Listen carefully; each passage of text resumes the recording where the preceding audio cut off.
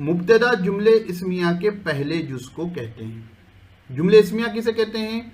वो जुमला है जो इस्म से शुरू हो। तो इस्म से शुरू हो तो जो पहला जुज होगा उसको मुब्तदा कहते हैं। मुब्तदा यानी जिससे शुरुआत हो रही है।